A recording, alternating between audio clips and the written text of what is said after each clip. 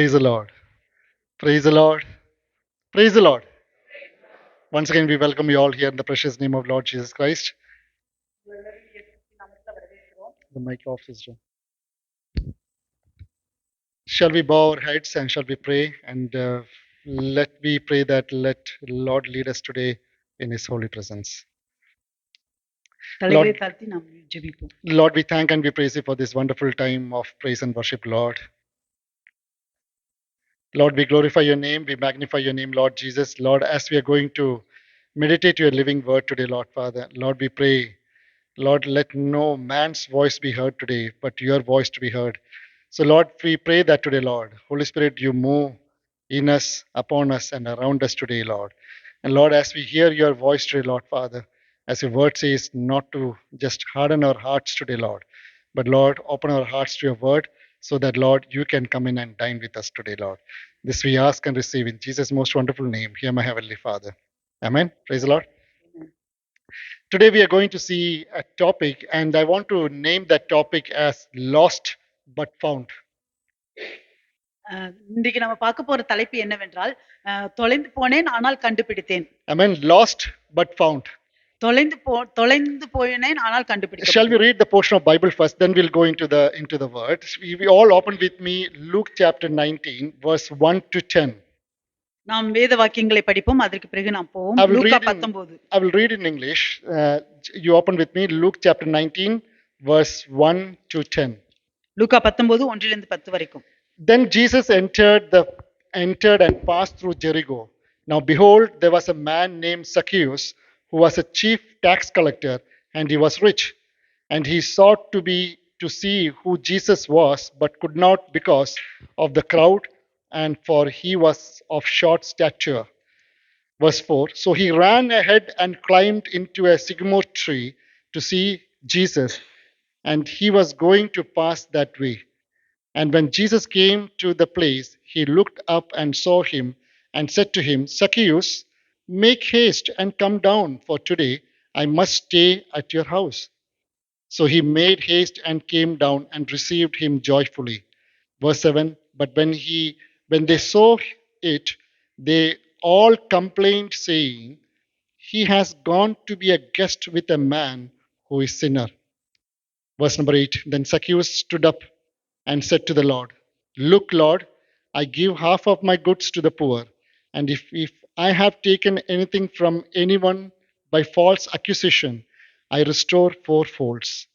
Verse number 9. Then Jesus said to him, today salvation has come to this house, because he also is a son of Abraham. Verse 10. For the Son of Man has come to seek and to save that which was lost.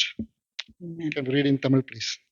லூக்கா 19 அதிகாரம் 1 அவர் எரிக்கோவில் பிரவேசித்து அதன் வழியாக நடந்து போகையில் ஆயக்காரருக்கு தலைவனும் ஐஸ்வர்யவானுமாய் இருந்த சக்கேயு எனப்பட்ட ஒரு மனுஷன் இயேசு எப்படிப்பட்டவரோ என்று அவரை பார்க்க வகை தேடினான். அவன் குள்ளனானபடியால் ஜனக்கூட்டத்தில் அவரை காணக்கூடாமல் அவர் போகும் வழியில் முன்னாக ஓடி அவரை பார்க்கும்படி ஒரு காட்டாத்தி மரத்தில் ஏறினான். இயேசு அந்த இடத்தில் வந்தபோது அண்ணாந்து பார்த்து அவனை கண்டு, சக்கேயுவே, நீ சீக்கிரமாய் இறங்கி வா, இன்றைக்கு நான் உன் வீட்டிலே தங்க வேண்டும் என்றார். அவன் சீக்கிரமாய் இறங்கி சந்தோஷத்தோடே அவரை அழைத்து கொண்டு போனான். அதை கண்ட யாவரும், இவர் பாவியான மனுஷனிடத்தில் தங்கும்படி போனார் என்று முறுமுறுத்தார்கள்.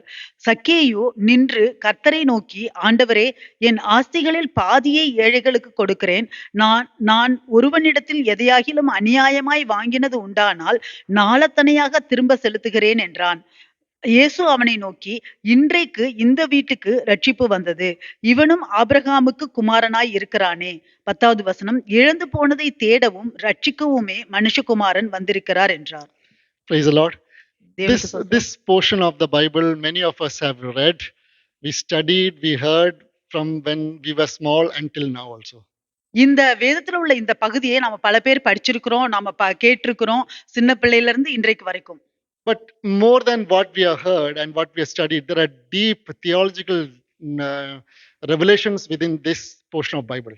நம்ம நம்ம கேட்டதை காட்டிலும் நாம படித்ததை காட்டிலும் நிறைய ஒரு ஆழமான தியாலஜிக்கல் இறையியல் காரணங்கள் அதுல இருக்கிறது. Though this sounds to be a very simple story, it's just like a tip of iceberg. Only we see the tip, but in bottom there's a lot of things we can learn and we can appropriate into our life.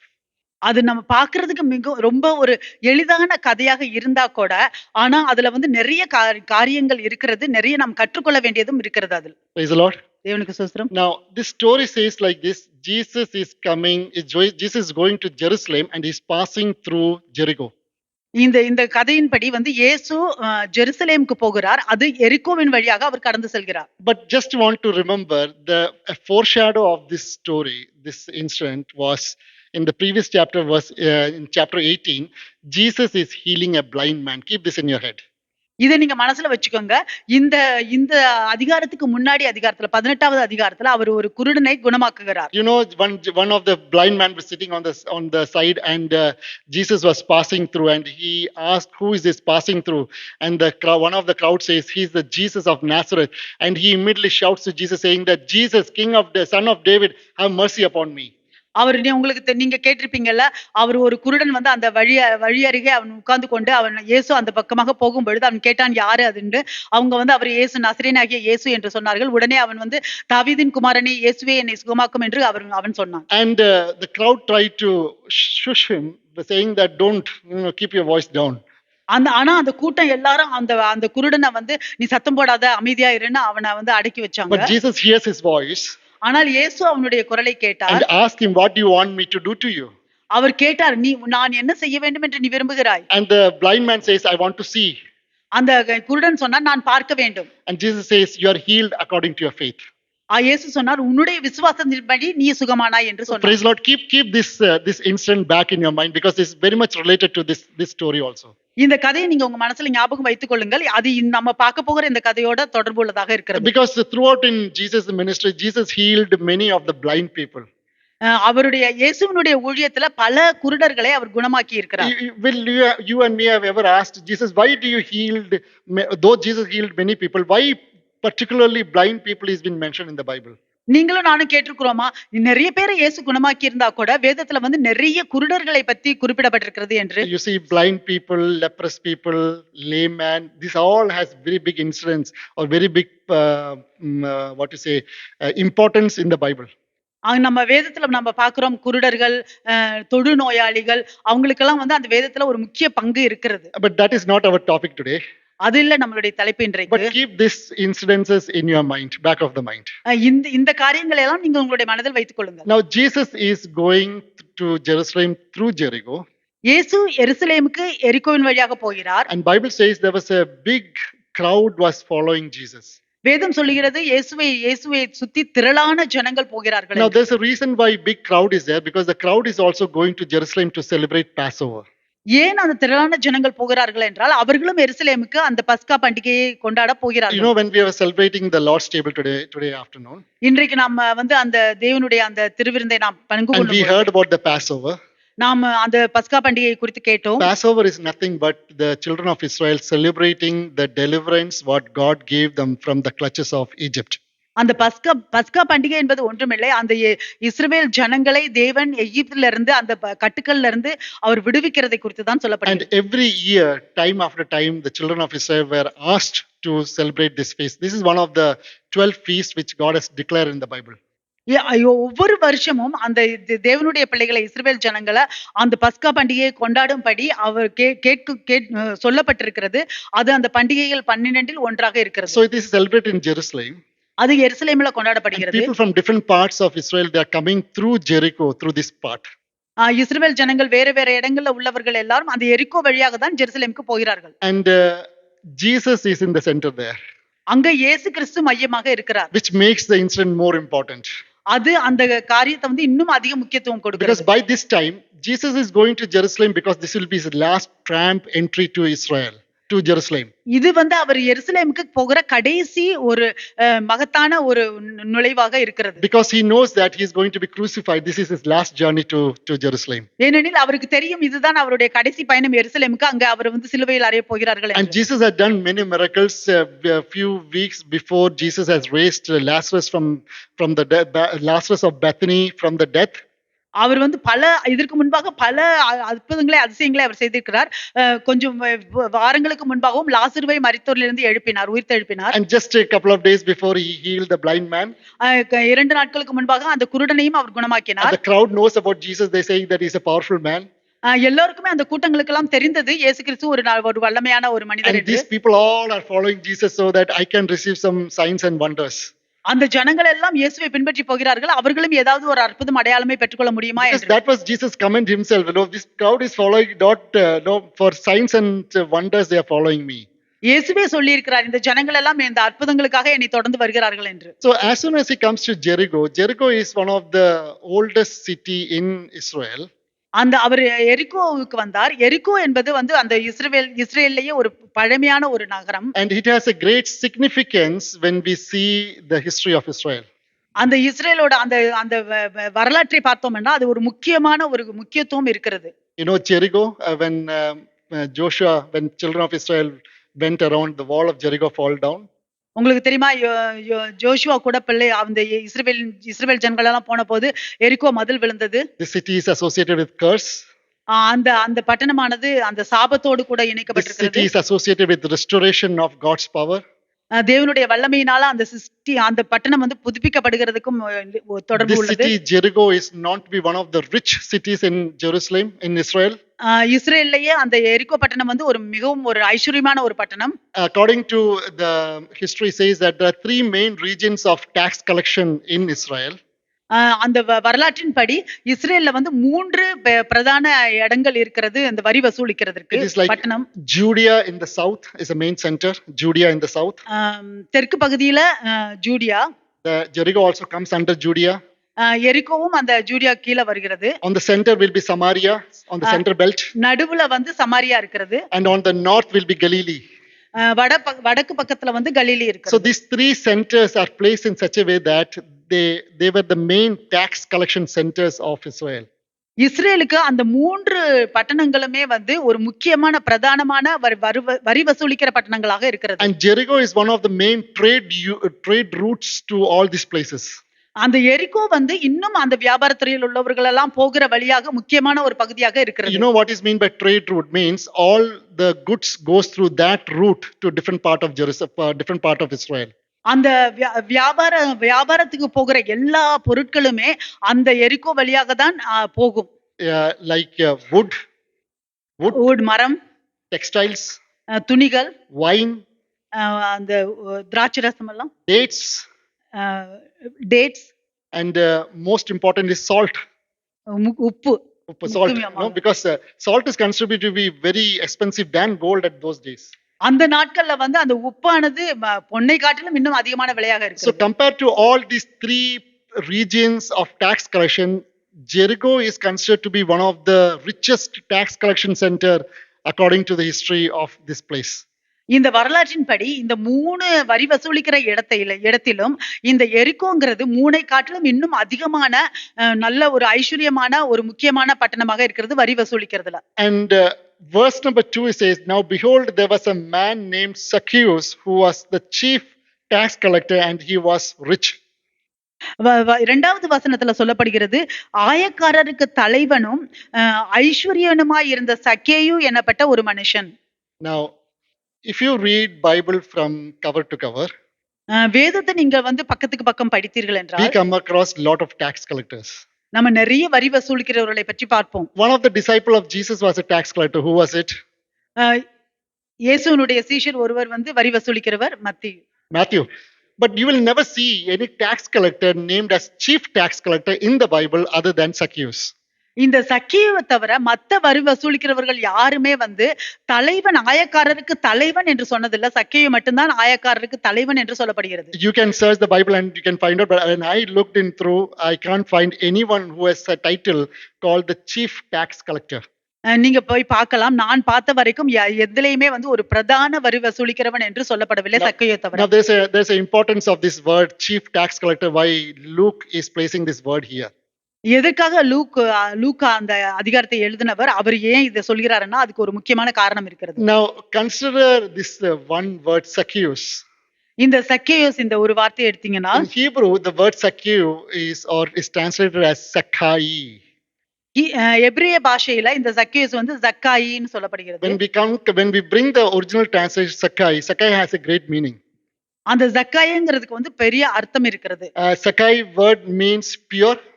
அந்த ஜக்காயங்கிற வார்த்தைக்கு வந்து சுத்தமானது, innocent, ரொம்ப கபடமற்றது, clean, சுத்தமானது, righteous, நீதியானது. This is the word Sakai means or Zacchaeus means. இதுதான் அந்த சக்காயிங்கிறதுக்கு அர்த்தம். You know, a couple of weeks before when we read about Simon, what does the word Simon means? நம்ம 2 வாரங்களுக்கு முன்பாக அந்த சீமோனை பத்தி பார்த்தோம். சீமோன் என்றால் என்ன அர்த்தம்? Do you remember anyone? Simon, what is the word meaning Simon means? சீமோன்னா என்ன அர்த்தம்? The Pharisee, the Simon, the word meaning we told. பரிசேயர் சீமோன். The one who hears. கேட்கிற ஒருவர் என்று. This comes from the Hebrew word called Shamma. எபிரேய பாஷையில ஷம்மான்னு சொல்லுவாங்க. Means the one who hears. அப்படி என்றால் கேட்கிற ஒருவர். From that word, the name Simon was being derived. அதுல இருந்து தான் இந்த பேர் சீமோன்ங்கிறது எடுக்கப்பட்டது. Now Zacchaeus has been derived from the Hebrew word Sakai. அதே போலதான் சக்கையும் அந்த எபிரேய வார்த்தையை சக்காயிங்கிறதுல இருந்து கொண்டு வரப்படுகிறது. Which means pure, innocent, clean and righteous. அப்படி என்றால் ரொம்ப அப்பாவியானவன், சுத்தமானவன், நீதியானவன் என்று அர்த்தம். But Zacchaeus' life was not like that. Zacchaeus was not clean. He was completely unclean. ஆனால் சக்கேயோட வாழ்க்கை அப்படி இல்ல. அவன் சுத்தமானவன் அல்ல, அவன் மிகவும் அசுத்தமானவன். He was considered to be unclean. அவன் வந்து அசுத்தமானவன் என்று கருதப்படுகிறவன். He is not innocent. அவன் வந்து அப்பாவி இல்ல. He is not righteous. அவன் நீதிமானும் அல்ல. So people of Israel considered Zacchaeus as traitor of traitors. இந்த இஸ்ரவேல் ஜனங்கள் எல்லாம் சக்கேயுஸை வந்து துரோகிகளிலேயும் துரோகின்னு அவங்க கருதுகிறார்கள். Because when we say is a tax collector or a chief tax collector, நாம வந்து ஒரு வரி வசூலிக்கிறவர், பிரதான வரி வசூலிக்கிறவர் என்று சொன்னால் you are mainly associated with the Rome. உடனே நீங்க அத வந்து நீங்க ஒரு ரோமோட தொடர்பு கொண்டு பேசுவோம். Because you are working for the kingdom of Rome. ஏனெனில் ரோம ராஜ்யத்துக்காக நம்ம வேலை செய்கிறோம். And Rome has only one intention to oppress you. ஒரு ரோமுக்கு வந்து ஒரே ஒரு எண்ணம் தான் இருக்கிறது, உங்களை அமுக்குவது, அழுத்தி பிடிப்பது. So anyone who oppresses you is considered to be an enemy of you. யாராவது ஒருவர் உங்களை தள்ளினால் அவர்கள் வந்து உங்களுக்கு எதிரிதான் என்று தான் சொல்லப்படும். They consider that a person as a traitor. அந்த நபரை வந்து நம்ம துரோகி என்று சொல்லுவோம். This person cannot come. Zacchaeus is a Jew. He cannot go and attend the synagogue. சக்கேயு வந்து ஒரு யூதன் தான், ஆனாலும் அவன் அந்த ஆலயத்துக்கு போக முடியாது. You know what is synagogue means for a Jew? யூதர்களுக்கு அந்த ஆலயம் என்றால் என்ன? It's a place of worship for them. அவர்கள் ஆராதிக்கிற ஒரு இடம். It's a place where they read and hear the Torah throughout the day. அந்த நாள் முழுவதும் அந்த தோராவை படிக்கிற அந்த இடம். And to have a synagogue in a place, that means there should be more than 10 Jew believers in that place. அந்த ஒரு இடத்துல வந்து ஒரு ஆலயம் இருக்கிறது என்றால் அந்த இடத்துல வந்து 10க்கு மேலாக யூதர்கள் அங்க இருக்கிறார்கள். Less than 10 Jews they can't open a synagogue. ஏனெனில் 10க்கும் கீழாக யூதர்கள் இருந்தால் அந்த இடத்துல அவர்கள் ஒரு ஆலயத்தை திறக்க முடியாது. So they treat these tax collectors as outcast. இந்த வரி வசூலிக்கிறவர்கள் எல்லாம் அவர்கள் வந்து தள்ளப்பட்டவர்கள் என்று அவர்கள் நடத்துவார்கள். தள்ளப்பட்டவர்கள். These tax collectors interactions are with every kind of people, with Gentiles, all kind of people, which make them unclean. ஏனெனில் இந்த வரி வசூலிக்கிறவர்கள் வந்து எல்லா விதமான ஜனங்களோடும் கூட அவர்கள் வந்து தொடர்பு வைத்திருப்பார்கள். அது அவர்களை வந்து அசுத்தமானவர்கள் என்று கருதப்படுகிறது. But in verse number 2 says Zacchaeus was very rich.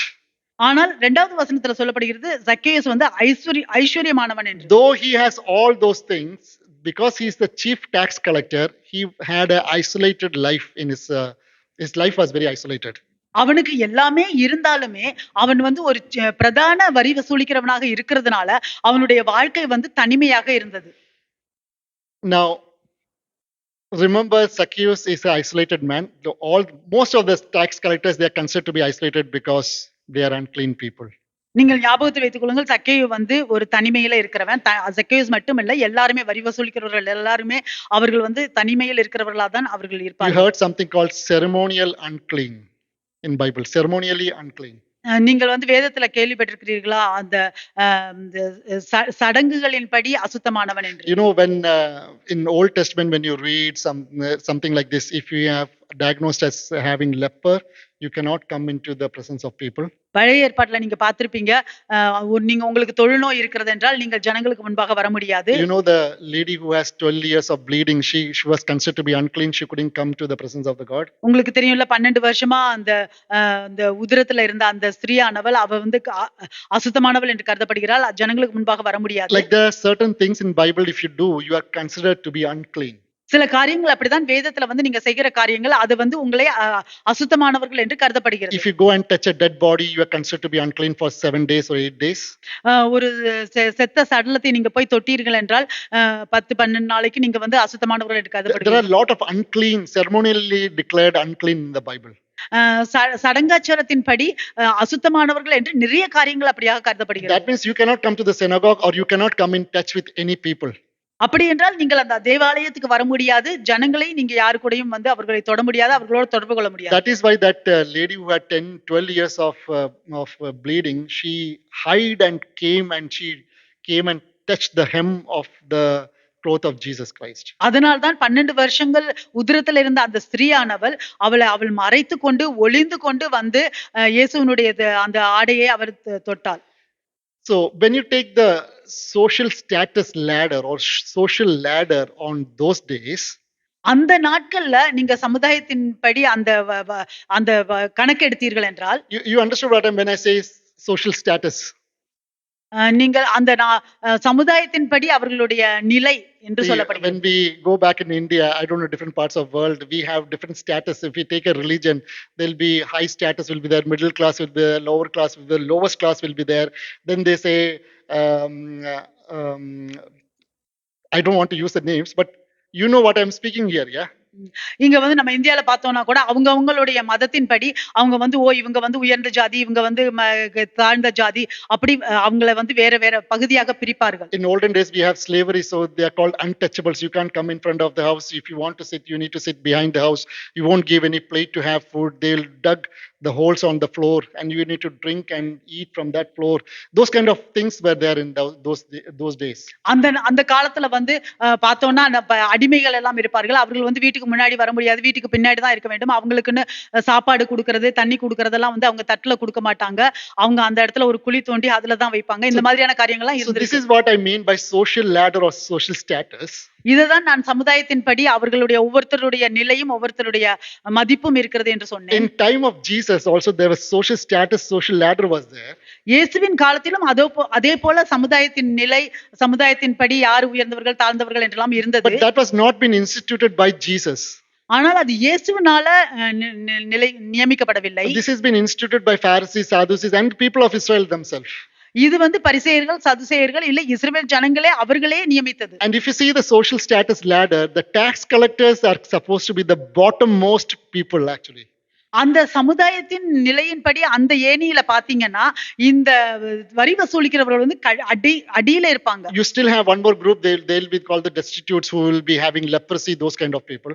அவங்க கீழேயும் ஒருத்தங்க இருப்பாங்க. அவங்க வந்து இந்த மாதிரி தொழுநோய் இருக்கிறவங்க, அந்த மாதிரியான ஜனங்கள் இருப்பார்கள். Now guess who is just above the tax collector? இப்போ அந்த வரி வசூலிக்கிறவருக்கு மேலாக நிலையில உள்ளவங்க யாருன்னு யோசிச்சு பாருங்க. Any idea? Any guess? ஏதாவது தோணுதா? It is the blind people.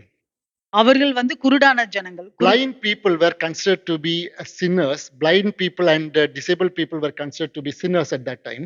அந்த நாட்கள்ல வந்து இந்த குருடா இருக்கிறவர்கள், அந்த இயலாமையில உள்ளவர்கள் எல்லாம் அவர்கள் பாவிகள் என்று கருதப்படுகிறார்கள். And they think that it's a judgment of God on their life. அவர்கள் நினைக்கிறார்கள் அது தேவனுடைய நியாய தீர்ப்பாக இருக்கிறது அவர்களுடைய வாழ்க்கையில என்று. You remember in John chapter 9 verse 1 to 3. யோவான் 9:1-3 வரைக்கும் Jesus is going with his disciples. இயேசு அவருடைய சீஷர்களோடு கூட போய் கொண்டிருக்கிறார். And the disciple sees a blind man sitting and he says like this, Rabbi, who sinned, this man or parents that he was born blind? And Jesus said, neither this man or his parents sinned, but the work of the God should be revealed in him. அவர் அப்புறம் போகையில் பிறவி குருடனாகிய ஒரு மனுஷனை கண்டார். அப்பொழுது அவருடைய சீஷர்கள் அவரை நோக்கி, ரபி, இவன் குருடனாய் பிறந்தது யார் செய்த பாவம்? இவன் செய்த பாவமோ இவனை பெற்றவர்கள் செய்த பாவமோ என்று கேட்டார்கள். Do you understand what the disciples are saying? They're seeing a blind man, they're asking, whose sin is this? Is it his sin or his parents' sin? He's blind. இங்க சீஷர்கள் பாருங்க, அவங்க கேக்குறாங்க, ஓ இவன் இவனுக்கு வந்து பிறவி குருடனா இருக்கிறான், இது இவனுடைய பாவமா இல்ல பெற்றோர்களுடைய பாவமா? Because if you look back into the Bible, there are histories during the time of Moses also. They seen these people as a judgment by God, and God is punishing. That is why they are blind. அதுதான் அந்த காலத்துல வந்து அவர்கள் எல்லாம் நினைக்கிறார்கள், அது தேவனுடைய நியாய தீர்ப்பாக இருக்கிறது, அதனால்தான் அவர்கள் குருடர்கள் என்று அவர்கள் நினைக்கிறார்கள். Because it's a judgment by the people, they are considered to be the sinners, they are considered to be the lowest in the social status. அது தேவனுடைய நியாய தீர்ப்பு என்று அவர்கள் கருதுகிறதுனால அவர்களும் அந்த தாழ்ந்த ஜாதியில வந்து அவர்கள் கருதப்படுகிறார்கள். This is why I said that just remember the incident before, who is Jesus healing before he coming to Jericho. அதனால்தான் நான் சொன்னேன், அவர் எரிகோவுக்கு வருவதற்கு முன்பாக யார் இயேசு வந்து யாரை குணமாக்குறார்? So the people are witnessing Jesus healing a blind man who people consider or people as placed as the lowest in the social ladder. அது வந்து அந்த ஜனங்கள்லாம் நினைக்கிறாங்க, அவங்க அந்த சமுதாயத்துல அவங்க மிகவும் தாழ்வானவர்கள் என்று வைத்திருக்கிறவர்கள் எல்லாம் இயேசு வந்து சுகமளிக்கிறாரே என்று. And remember, now the chief tax collector is considered to be the bottommost of this ladder. இப்பொழுது அந்த பிரதான வரி வசூலிக்கிறவர் அவர் அந்த வரிசையில வந்து கீழே இருக்கிறாரு. Now can you understand what will be the status of Zacchaeus in his heart?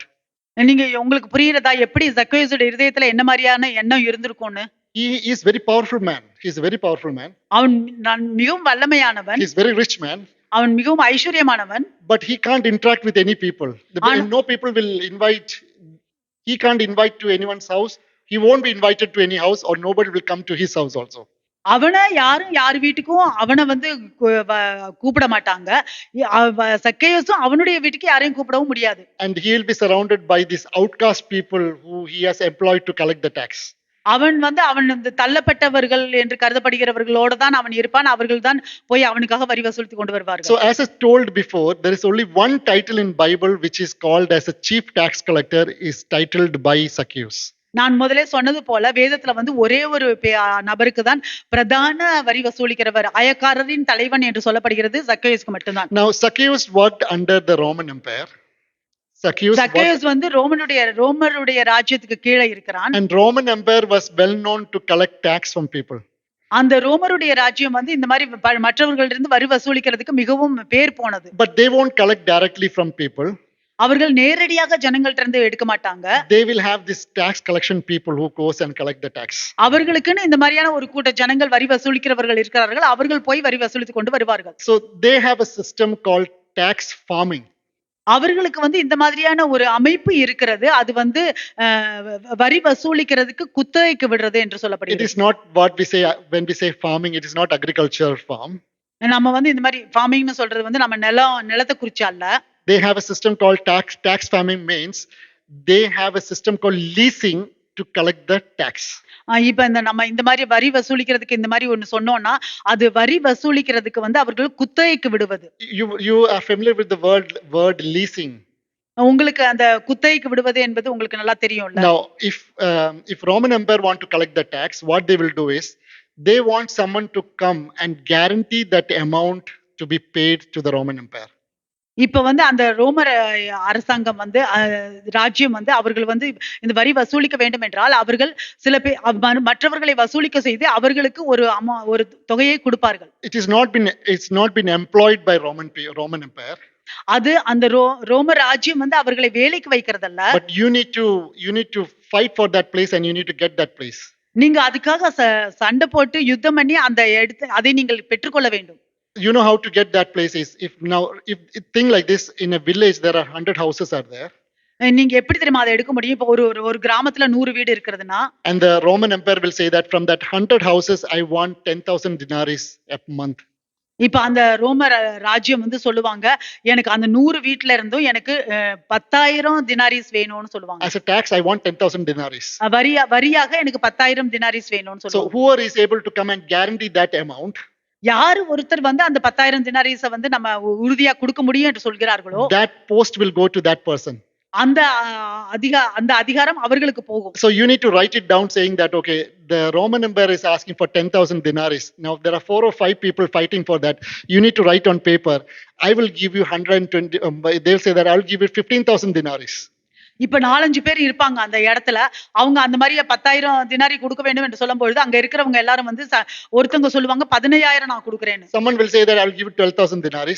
சில பேர் சொல்லுவாங்க 12,000 கொடுக்கிறேன்னு. It is just like bidding at that place. அது ஒரு ஏலம் விடுற மாதிரி அந்த இடத்துல. So whoever bids the highest amount of tax, they will get that post of chief tax collector. யார் ஒருவர் அதிகமான தொகையை சொல்லுகிறார்களோ அவர்களுக்கு வந்து இந்த பிரதான வரி வசூலிக்கிறவர் என்கிற தலைப்பு கிடைக்கும். And when the chief tax collector, what he will do is he will employ a lot of other tax collectors. இந்த பிரதான வரி வசூலிக்கிறவர் என்ன செய்வார்னா அவருக்கு கீழே நிறைய வரி வசூலிக்கிறவர்களை அவர் வைப்பார். And he will say that I want minimum 15,000 denarii from these people. அவர் சொல்லுவார் இந்த ஜனங்கள்ட்ட இருந்து எனக்கு குறைஞ்சது 15,000 வேண்டும் என்று. The Roman Empire was only asking for 10,000. அந்த ரோமர் ராஜ்யம் வந்து 10,000 தான் கேக்குது. Now he has bidded for 15,000. இப்ப இவர் 15,000க்கு அவர் கேட்பாரு. Now he has people who has employed, he need to pay the money. அவருக்கு வச்சிருக்கிற வேலைக்கு வச்சிருக்கிறவங்களுக்கு அவரு சம்பளம் கொடுக்கணும். And he says that minimum 15,000, but if you don't get anything more, you won't have salary also. நீங்க குறைஞ்சது 15,000 கிடைக்கணும். அதுக்கு நீங்க அப்படி கிடைக்கலைன்னா உங்களுக்கு சம்பளமும் கிடையாது. So the one who is going to collect the tax, he will say that I am going to collect 20,000 denarii. அப்ப நம்ம வரி வசூலிக்க போகிறவன் சொல்லுவான் நான் 20,000 உனக்கு எடுத்துட்டு வரேன். So the chief tax collector gets this excess money also in his pocket. இப்ப அந்த பிரதான வரி வசூலிக்கிறவருக்கு இன்னும் அதிகமாக மிகையாக கொஞ்சம் காசும் கிடைக்கும் அவருக்கு. So people were been really burdened in collecting the tax. அவர்கள் எல்லாம் ஒரு பாரத்தோட இருக்கிறார்கள் இந்த மாதிரியான வரி வசூலிக்கிறதுனால ஜனங்கள் எல்லாரும். This is why the Jewish people seen the tax collectors as oppressors. அதனால்தான் இந்த யூத ஜனங்கள் வந்து வரி வசூலிக்கிறவர்களை அவர்கள் வந்து நம்மை மிகவும் கஷ்டப்படுத்துகிறவர்கள் என்று பார்க்கிறார்கள். To get into that chief tax collector position, you should be rich. You should have that money because you have, whether people give or not, you need to give that money. இப்ப அந்த பிரதான வரி வசூலிக்கிறவர் என்கிற அந்த உங்களுக்கு அந்த தலைப்பு அந்த பதவி வேண்டும் என்றால் நீங்கள் ஐஸ்வர்யமாக இருக்க வேண்டும். You should be powerful. நீங்கள் நல்ல வல்லமை உள்ளவர்களாக இருக்க வேண்டும். That means if I am the chief tax collector and Debbie sister doesn't give, I will have powerful to get the things from her. நான் இப்ப அப்படின்னா நான் வந்து வரி வசூலிக்கிறவனா இந்த டெபி சிஸ்டர் கொடுக்கலைன்னா நான் எப்படியாவது அவங்கள்ட்ட இருந்து வாங்குறதுக்கு நான் பார்க்கணும். And they have tax for everything. அவர்கள் எல்லாத்துக்குமே அவங்களுக்கு வந்து வரி வசூலிக்கிறது இருக்கு. No, if in these days if you put makeup, there's a tax is there. இந்த நாட்கள்ல வந்து நீங்க மேக்கப் போட்டா கூட அதுக்கு வந்து வரி வசூலிக்கிறது. If you put a watch, tax is there. நீங்க வந்து கையில வாட்ச் போட்டீங்கனாலும் அதுக்கு வரி வசூலிக்கிறது. If you have a good white cloth, tax will be there. நல்ல ஒரு ஆடை இருந்துச்சுன்னா அதுக்கும் வரி வசூலிக்கிறது இருக்கு. You need to drink wine, tax is there. நீங்க வந்து வைன் குடிக்கணும்னா அதுக்கும் வரி வசூலிக்கிறது If இருக்கு. you eat dates, tax is there. நீங்க டேட் சாப்பிடணும்னா அதுக்கு வரி வசூலிக்கிறது. So you have tax for everything. எல்லாவற்றுக்குமே வந்து வரி வசூலிக்கிறது இருக்கு. You have an income tax also there. அதுல வந்து இன்கம் டாக்ஸும் இருக்கு. So you do whatever, you have to pay the tax. நீங்க என்ன செய்தாலும் சரி நீங்க அதுக்கு வரி கட்ட வேண்டும். So I will demand tax for everything from Debbie sister. நான் என் டெபி சிஸ்டர் இருந்து எல்லாத்துக்குமே வரி வேணும்னு நான் வந்து கட்டளையிடுவேன். And Debbie sister cannot challenge me. அவங்க வந்து என்கிட்ட சவால் விட முடியாது. If Debbie sister challenges me, I will arrest her. நான் இப்ப அவங்க என்கிட்ட சவால் விட்டாங்கன்னா நான் அவங்களை அரெஸ்ட் பண்ணிடுவேன். Will be taken to the Roman Empire. அவங்க ரோம ராஜ்யத்துக்கு கூட்டி போவாங்க. The life will be terrible. அவங்களுடைய வாழ்க்கை மிகவும் மோசமா இருக்கும். All her things will be confiscated. அவங்களுடைய எல்லா பொருட்களும் எடுத்துக்கொள்ளப்படும். So usually people will say tax, they will give the tax. Usually when they say the tax, they will give the tax. டாக்ஸ்னு சொன்னாலே ஜனங்கள் வந்து அவங்க வரி கொடுப்பாங்க. Now remember Zacchaeus with a position like this and power like this. He is powerful, he is rich, and he is politically influenced also in Roman Empire. நீங்க இப்ப யோசிச்சு பாருங்க, சக்கேஸ் வந்து அவன் நல்ல அதிகாரம் உள்ளவனாக இருக்கிறான், அவன் ஐஸ்வர்யமாக இருக்கிறான், அவன் வந்து அரசாங்கத்திலையும் அவன் வந்து ஒரு நல்ல ஒரு அதிகாரம் உள்ளவனாக இருக்கிறான். Now he heard Jesus coming through Jericho. இப்ப அவன் கேள்விப்படுகிறான் இயேசு எரிகோ வழியா வருகிறார் என்று. And he want to see Jesus. அவனுக்கு இயேசுவை பார்க்கணும்னு இருக்கு. Now he has two problems here. அவனுக்கு ரெண்டு பிரச்சனை இருக்கு. Bible says he is short. வேதம் சொல்கிறது அவன் குள்ளமா இருப்பான்னு. Then Bible says that his massive crowd is there. இன்னும் வேதம் சொல்கிறது அங்க நிறைய திரளான ஜனங்கள் இருக்கிறது என்று. Because he's short, he can see Jesus. அவன் வந்து குள்ளமா இருக்கிறதுனால அவன் இயேசுவை பார்க்க முடியாது. Because the crowd is massive, he can't see through the crowd also. அவன் அந்த திரளான ஜனங்கள் இருக்கிறதுனால அந்த கூட்டத்துக்கு நடுவாகவும் அவன் பார்க்க முடியாது. So only way to see Jesus is to climb up something where he can see an aerial view. எப்படி இயேசுவை பார்க்க முடியும்னா அவன் இது மேலேயாவது ஏற வேண்டும், அப்ப மேல இருந்து இயேசுவை பார்க்க முடியும். Do you understand what I'm saying? நான் என்ன சொல்கிறேன் புரியுதா? But the funniest thing here is Zacchaeus being so powerful. இங்க வந்து சக்கேயு நல்ல ஒரு அதிகாரம் உள்ளவனாக அவன் இருந்தாலும் He has so much of people, military people around with him. அவனை சுத்தி வந்து அந்த மிலிட்டரி ஜனங்கள் எல்லாம் இருக்கிறாங்க. He never used any of this army power or his power to say the crowd to move away. I want to see Jesus. அவனுடைய அதிகாரத்தை அவன் பயன்படுத்தி அந்த இடத்துல நான் இயேசுவை பார்க்க வேண்டும், நீங்களா தள்ளுங்கன்னா அவன் சொல்லவே இல்லை. This is very interesting, isn't it? Because Zacchaeus being so powerful as a chief tax collector, he is surrounded by army people, military people, army people. He has all the powers. He never used that power to keep the crowd away and to have a face-to-face encounter with Jesus. இப்ப சக்கேயு வந்து ஒரு பிரதான வரி வசூலிக்கிறவனாக இருந்துகிட்டு அவனுக்கு எல்லா அதிகாரமும் இருக்கிறது, எல்லா உரிமையும் இருக்கிறது. அவன் அந்த ஜனங்களை ஆனா தள்ளுங்க, நான் போய் பார்க்க வேண்டும் என்றெல்லாம் அவன் சொல்லவே இல்லை. But he never disturbed any of this scene. அவங்க யாரையுமே அவன் வந்து தொந்தரவு பண்ணவில்லை. He know the route which Jesus is going. அவனுக்கு தெரியும் இயேசு எந்த வழியாக போகிறார் என்று. He runs ahead of Jesus, run ahead of the crowd. அவன் கூட்டத்துக்கு முன்பாக இயேசுவுக்கு முன்பாக அவன் ஓடுகிறான். And Bible says that in verse number 4, he climbed a sycamore tree on the branches and he waited to see Jesus from there. அந்த 4வது வசனத்துல வேதம் சொல்லுகிறது, அவன் காட்டாத்தி மரத்துல மேல ஏறி உட்கார்ந்து இயேசுவை பார்க்கிறதுக்கு காத்திருந்தான் என்று. You know what sycamore tree is? A tree which belongs to fig tree family. அந்த காட்டாத்தி மரம் வந்து அந்த ஃபிக் ட்ரீயோட அது சேர்ந்தது. அத்தி மரத்தோட சேர்ந்தது. You know fig tree, you've seen fig trees, no? They are short trees but they have lot of branches, big leaves. அந்த அத்தி மரம் வந்து அது கட்டையா இருக்கும், ஆனா நிறைய கிளைகள் இருக்கும் அதுக்கு. And it is easy for anyone to climb. எல்லாருக்குமே வந்து சுலபமா இருக்கும் அது மேல ஏறுறதுக்கு. But Luke has placed this tree here when he's saying with a very good purpose actually. ஆனா இந்த அதிகாரத்தை எழுதினவர் லூக்கா இந்த இடத்துல அந்த மரத்தை அவர் வச்சிருக்கிறாருன்னா அவர் அதுக்கு ஒரு திட்டம் அதுல வச்சிருக்கிறாரு. You know what is the importance of sycamore tree? Sycamore tree is called to be the poor man's fruit tree. அந்த காட்டாத்தி மரத்தோட முக்கியத்துவம் என்ன தெரியுமா? அந்த காட்டாத்தி மரம் வந்து ஏழை ஜனங்களுக்கு கனி கொடுக்கிற மரம் என்று சொல்லப்படுகிறது. It's a tree where the poor man goes and plucks the fruit. அந்த மரத்துல தான் ஏழையான ஜனங்கள்லாம் போய் கனியை எடுப்பாங்க. Now imagine this, a rich man going and climbing on a poor man's tree. நீங்க யோசிச்சு பாருங்க, இந்த ஐஸ்வர்யமான ஒரு மனிதன் அவன் வந்து அந்த ஏழை ஜனங்களுடைய மரத்து மேல ஏறுறான். It is significant because you need to humble yourself to see leave your social status and get into something where the poor people uses.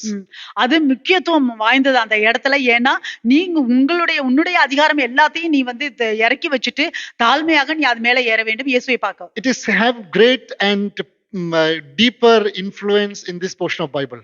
இந்த வேதத்துல உள்ள இந்த பகுதிக்கு வந்து அது நிறைய ஒரு ஆழமான கருத்து இருக்கிறது. You know what is other importance? When we start reading the Bible from the beginning of the Bible, நம்ம வேதத்தை வந்து ஆரம்பத்துல இருந்து நான் படிக்க ஆரம்பிக்கும் பொழுது God created Adam and Eve. தேவன் ஆதாமையும் ஈவாளையும் அவர் சிருஷ்டித்தார். And God said that from this tree you should not eat. தேவன் சொன்னார் இந்த மரத்துல இருந்து நீங்க சாப்பிட கூடாது. That was a command given to Adam and Eve. அந்த கட்டளை தான் ஆதாமுக்கும் ஏவாளுக்கும் கொடுக்கப்பட்டது. But Satan comes and deceives them. சாத்தான் வந்து அவர்களை வஞ்சித்தான். As soon as they eat the fruit, their eyes was been opened and they say that they went and hid among the trees. அவங்க ஆனா அந்த பழத்தை அவங்க சாப்பிட்ட உடனே அவங்க கண்கள் திறக்கப்பட்டது. அவங்க வந்து மரங்களுக்கு மத்தியில போய் ஒளிந்து கொண்டார்கள் என்று சொல்லப்படுகிறது. Where did they go and hid? They hid among the trees. அந்த மரங்களுக்கு மத்தியில அவர்கள் போய் மறைந்து கொண்டார்கள், ஒளிந்து கொண்டார்கள். Therefore Adam and Eve, the tree became a place of shame. அந்த ஆதாமுக்கும் ஏவாளுக்கும் அந்த மரங்களானது அது ஒரு வெட்கத்தின் இடமாக இருக்கிறது, அவமானத்தின் இடமாக. It became a place of fear. பயத்தின் இடமாக இருக்கிறது. It became a place of guilt. குற்ற உணர்வின் இடமாக இருக்கிறது. It became a place to separate from God. அது வந்து தேவனிடத்திலிருந்து பிரிக்கக்கூடிய ஒரு இடமாக இருக்கிறது. But here Zacchaeus being a sinner, he went and climbed the tree. ஆனால் இங்கே சக்கேயு ஒரு பாவியாக இருந்துகிட்டு ஆனா அந்த மரத்தின் மேல அவன் ஏறினான். This tree becomes a place of desire to see Jesus. இந்த மரம் என்ன ஆச்சுன்னா அவனுக்கு இயேசுவை பார்க்கக்கூடிய ஆசையான ஒரு இடமாக இருந்துச்சு. This tree becomes a hunger for Zacchaeus to know more about Jesus. அந்த மரம் என்ன ஆயிடுச்சுன்னா சக்கேயுக்கு வந்து இயேசுவை குறித்து இன்னும் அறிந்து கொள்ள வேண்டிய தாகம் கொடுக்கிற இடமாக இருந்துச்சு. This tree became a place where the faith is going to be encountered for Zacchaeus. இந்த மரத்துல இந்த இடமானது சக்கேயுக்கு வந்து அவருடைய விசுவாசத்துக்கு ஒரு சந்திப்பு கிடைக்க வேண்டிய இடமாக இருக்கு. Adam and Eve goes and hides because of their sin.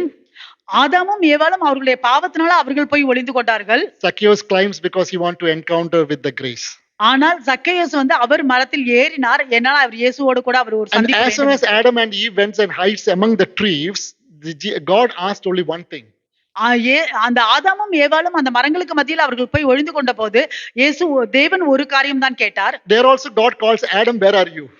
அங்கேயும் வந்து தேவன் கேட்டார், ஆதாம் எங்கே இருக்கிறாய்? See, when God is saying where are you, Adam, where are you, ஆதாம் எங்கே இருக்கிறாய் என்று தேவன் கேட்கும் பொழுது don't sit in a conclusion saying that God doesn't know Adam is hiding. நீங்க வந்து உடனே தேவனுக்கு தெரியல ஆதாம் வந்து ஒளிஞ்சு கொண்டிருக்கிறான்னு நினைக்காதீங்க. When God asked where are you, தேவன் நீங்க எங்க இருக்கிறாய் என்று கேட்கும் பொழுது it has two meanings. அதுக்கு ரெண்டு அர்த்தம் இருக்கிறது. One is asking what happened to you. ஒன்னு வந்து என்ன நடந்துச்சு உனக்கு. Number two, he is giving an opportunity to come out of the hiding place. இன்னும் இரண்டாவது அவர் வாய்ப்பு கொடுக்கிறார் அந்த ஒளிந்து இருக்கிற இடத்துல இருந்து வெளியே வர்றதுக்கு. So God is calling Adam by name. ஆதாமை பெயர் சொல்லி அழைக்கிறார் தேவன். And here you can see Jesus comes under the Zacchaeus, the tree, and is calling Zacchaeus, come down. இங்கே இயேசுவும் அதே போல அந்த மரத்துக்கு கீழாக வந்து சக்கேயு இறங்கி வா என்று இயேசுவும் பெயர் சொல்லி அழைக்கிறார். It will be a shock for Zacchaeus at that time. அந்த நேரத்துல சக்கேயுக்கு வந்து ஒரு அதிர்ச்சியாக இருந்திருக்கும். Because Zacchaeus has no relationship with Jesus. ஏன்னா சக்கேயுக்கு வந்து இயேசுவோட கூட ஒரு தொடர்பும் கிடையாது. But Jesus comes and looks up and says, Zacchaeus, you come down. You come fast, I want to stay with you. ஆனால் இயேசு வந்து சக்கேயை பார்த்து நீ கீழே இறங்கி வா, நான் உன் வீட்டுக்கு வரணும்னு சொல்கிறார். If we were in that place, we would have been shivered and we would have fallen down. நம்ம அந்த இடத்துல இருந்தோம்னா நம்ம நடுங்கி போய் கீழே விழுந்திருப்போம். First, how do you know my name? If I go and see Amit brother suddenly and if I don't know each other and they say, brother Amit, if I call him, first thing he will ask, how do you know my name? நான் வந்து இப்ப Amit brother எனக்கு தெரியவே தெரியாது, நான் போயிட்டு Amit how are you என்ன மாதிரி கேட்டானா அவங்க வந்து எப்படி முதல் கேள்வி எனக்கு உன்னை எப்படி உங்களுக்கு தெரியும் கேட்பாங்க. That's the best way to address a person is to call by their name. ஒரு நபரை வந்து அவருடைய பேர் சொல்லி கூப்பிடுறது வந்து நான் ஒரு சிறந்த வழியாக. It is to show how intimate we are. இது வந்து நம்ம எவ்வளவு நெருக்கமானவர்கள் என்று காண்பிக்கிறது. How deep I know about you. எவ்வளவு ஆழமாக உங்களை குறித்து தெரியும் என்று சொல்லப்படுகிறது. So see, this is where where we are called the children of God. இதுதான் நாம் வந்து தேவனுடைய பிள்ளைகள் என்று நாம் அழைக்கப்படுகிறோம். Satan knows our name. சாத்தானுக்கு நம்மளுடைய பேர் தெரியும். But he calls us by the name of the sins. ஆனால் நம்மளுடைய பாவத்தின் பெயரை வைத்து அவன் அழைப்பான். He knows Boban, the name Boban. அவனுக்கு வந்து பாபன்ங்கற பேர் தெரியும். But he will be call me sinner, he will call me thief, he may call me adulteress, he may call me whatever name, murderer, whatever name he want to call, he can call me. ஆனால் அவன் வந்து என்னுடைய பாவி என்றும் இல்லை திருடன் என்றும் இல்லை கொலை செய்கிறவன் என்றும் இல்லை விபச்சாரம் என்றும் அவனுக்கு என்ன பேரெல்லாம் தெரியுதோ அதை வைத்து அவன் கூப்பிடுவான். But Jesus knows my sin. ஆனால் இயேசுவுக்கு என்னுடைய பாவங்கள் தெரியும். But he calls me by my name. ஆனால் என்னுடைய பெயர்னால அவர் அழைப்பார். That is my identity in Christ. அதுதான் கிறிஸ்துவுக்குள்ளாக என்னுடைய அடையாளம். So anyone calls, we sang a song, no, who am I, the highest king, welcomes me. We sang that song. நம்ம பாட்டு பாடணும்ல, நான் யாருன்னு நீங்க சொல்றதா நீங்க நான் யார் என்று. My identity is in Christ. என்னுடைய அடையாளம் கிறிஸ்துவுக்குள்ளாக இருக்கிறது. My identity is not the description what you and others gives about me. என்னுடைய அடையாளம் வந்து நீங்களோ மற்றவர்களோ கொடுக்கிறதுல இல்லை. Yes, my identity is that I was a sinner but I am righteous now. என்னுடைய அடையாளம் என்னவென்றால் நான் ஒரு பாவியாக இருந்தேன், இன்னைக்கு நான் நீதிமானாக இருக்கிறேன். Yes, my identity is I know that I still do sins but I have a God who forgives my sins when I come to him. என்னுடைய அடையாளம் என்னவென்றால் இன்னைக்கு நான் இன்னும் பாவம் செய்தேன் என்றாலும் என்னுடைய தேவன் என்னை மன்னிக்கிறவராக இருக்கிறார். That is Jesus's heavenly ministry, that he says that sitting on the right side of the Father interceding for my sins. அதுதான் இயேசு கிறிஸ்துவினுடைய பரலோக ஊழியமாக இருக்கிறது. அவர் தேவனுடைய வலது பாரிசத்தில் அமர்ந்து நமக்காக வேண்டுதல் பண்ணி கொண்டிருக்கிறார். That should be my confidence and your confidence when I come and worship the living God. அதுதான் என்னுடைய உறுதியாகவும் இருக்க வேண்டும், உங்களுடைய உறுதியாகவும் இருக்க வேண்டும். நாம் வந்து தேவனை ஆராதிக்கும் பொழுது that I am not condemned but I am been accepted as his child. நான் ஆக்கினை தீர்ப்புக்கு உள்ளாகப்படவில்லை, ஆனால் அவருடைய பிள்ளையாக நான் ஏற்றுக்கொள்ளப்பட்டேன் என்று. Praise the Lord. தேவனுக்கு ஸ்தோத்திரம். So when now Jesus comes and calls Zacchaeus, Zacchaeus, come down, I've seen you, I want to stay with you today night. இயேசு வந்து சக்கேயு என்று அழைக்கும் பொழுது சக்கேயஸ் கீழே இறங்கி வா, நான் உன்னோடு கூட இன்று இரவு தங்க வேண்டும் என்று சொல்கிறார். It was a shock for Zacchaeus. அது சக்கேயுக்கு ஒரு பெரிய அதிர்ச்சியாக இருந்தது. It was a shock for the people who were standing around them. அங்க சுத்தி இருக்கிற ஜனங்களுக்கும் ஒரு அதிர்ச்சியாக இருந்தது. This is the only place in the Bible வேதத்துல இந்த ஒரு இடத்துல தான் where Jesus is self inviting to someone's house. இயேசுவே அவர் ஒருத்தங்க வீட்டுக்கு அவரை வரவழைத்துக் கொள்கிறார். Everywhere else, Jesus is being invited.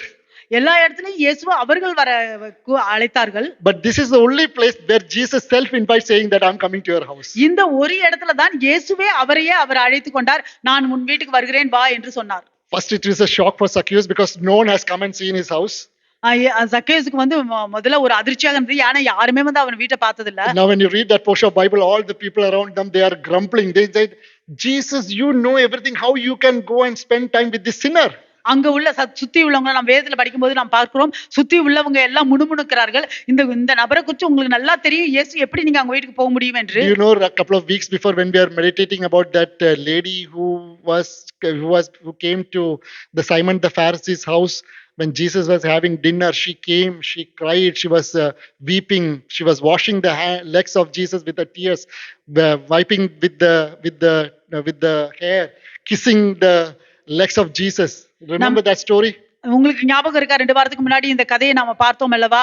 அந்த பரிசேயர் சீமோன் வீட்டுல இயேசு இருக்கும் பொழுது அந்த ஒரு ஸ்திரீயானவள் அவள் வந்து அவள் கண்ணீர் விட்டு இயேசுனுடைய பாதத்தை அவளுடைய கண்ணீரால கழுவி அவளுடைய தலைமயிரால அவள் துடைத்து பாதங்களை முத்தமிட்டு கொண்டிருந்தாள் என்று நாம் பார்த்தோம் அல்லவா? And Simon was thinking in his heart, what kind of person is Jesus? If he is a prophet, he should know what kind of sinner she is dealing with.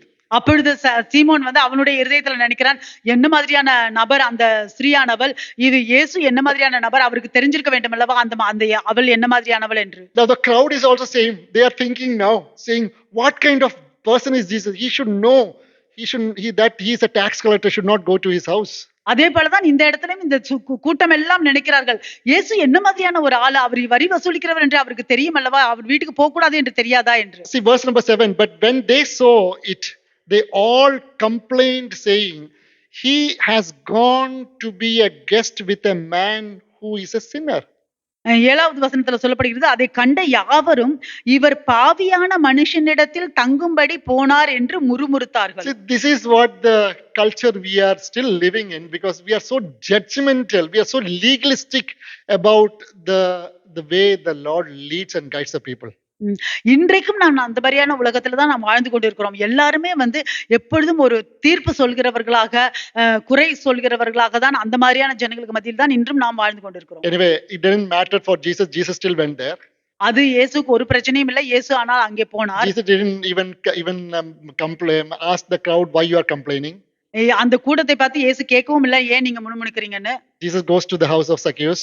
அந்த சக்கேயுஸோட வீட்டுக்கு அவர் போனார். And as soon as Jesus comes in contact with Zacchaeus, comes in the house, இயேசு அவருடைய வீட்டுக்கு வந்த உடனே Zacchaeus' response or Zacchaeus' repentance was immediate.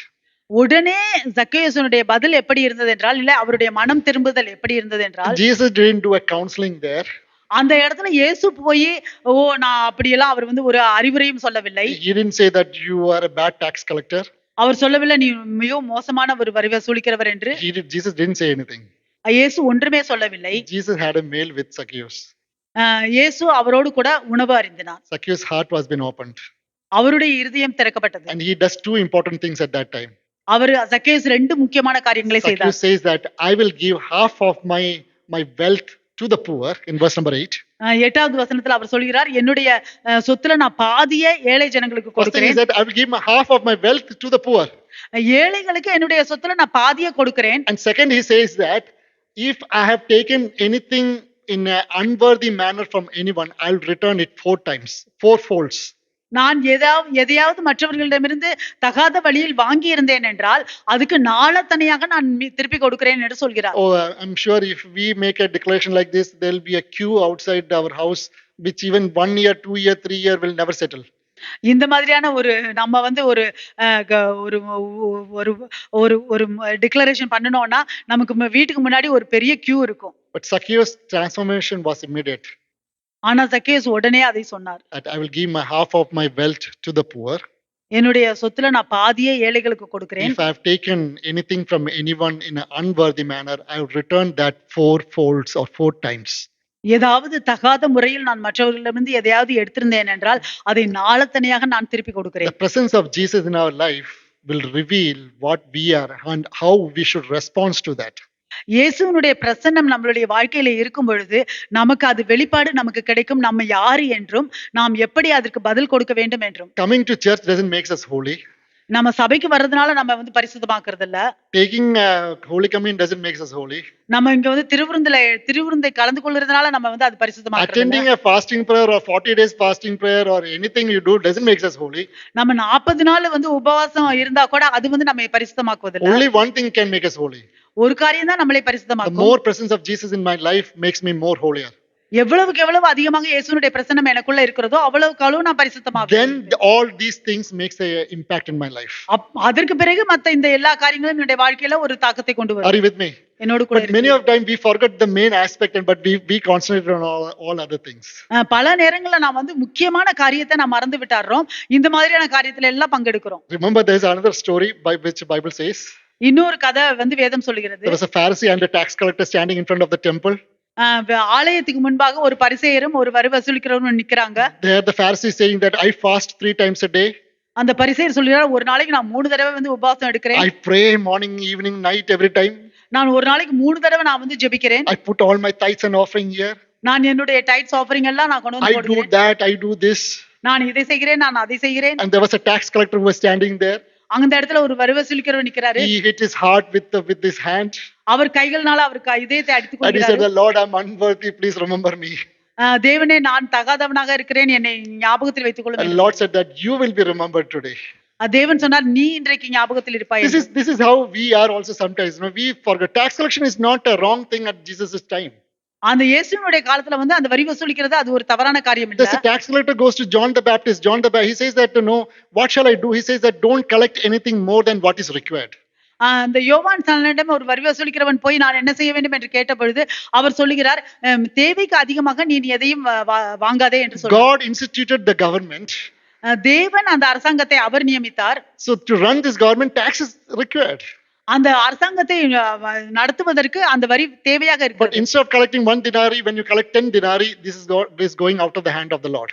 ஆனால் ஒரு காசுக்கு நீங்க ஒரு பணம் எடுக்கிறதுக்கு பதிலா 10 பணம் எடுத்தீர்கள் என்றால் அதுதான் தவறாக Are you போகிறது. with me? So here now the Zacchaeus is saying that I'll give half my possessions, half of my wealth to the poor. இங்கே சக்கேயு சொல்லுகிறார் என்னுடைய சொத்துல நான் பாதியை ஏழைகளுக்கு கொடுக்கிறேன். And he says that if I have taken from anyone in an unworthy manner, I will return it 4 times the wealth which I have taken. அவர் சொல்கிறார் யாரிடமாவது நான் தகாத முறையில் எதையாவது வாங்கியிருந்தேன் என்றால் நான் அதை நாளத்தனையாக திருப்பி கொடுக்கிறேன் என்று சொல்கிறார். Presence of Jesus in our life makes or brings repentance in our life. இயேசுவினுடைய பிரசன்னம் நம்மளுடைய வாழ்க்கையில இருக்கிறது. நாம் மனம் திரும்புவதற்கான ஏதுவை அது கொண்டு வருகிறது. See, when someone receives Jesus as a personal savior, யாராவது ஒருவர் இயேசு கிறிஸ்துவை அவருடைய சொந்த ரட்சகராக ஏற்றுக்கொள்ளும் பொழுது Bible says repent then get baptized.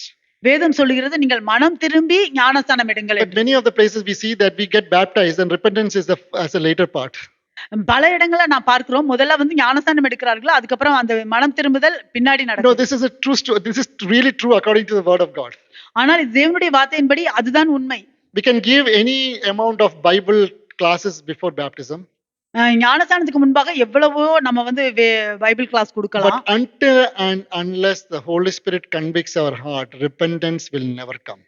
பரிசுத்த ஆவியானவர் நம்மளுடைய இருதயத்தை அவர் வந்து கண்டித்து உணர்த்தவில்லை என்றால் மனம் திரும்புதல் வராது. And that should be the first thing to see whether the repentance has come or is it remorse. நாம முதலாவதாக பார்க்க வேண்டும் அந்த மனம் திரும்புதல் வந்ததா இல்லை சும்மா வருத்தப்பட்டோமா. See, when we see Judas, one of the disciples of Jesus, யூதா வந்து இயேசுவினுடைய சீஷன், he betrayed Jesus for 30 silver coins.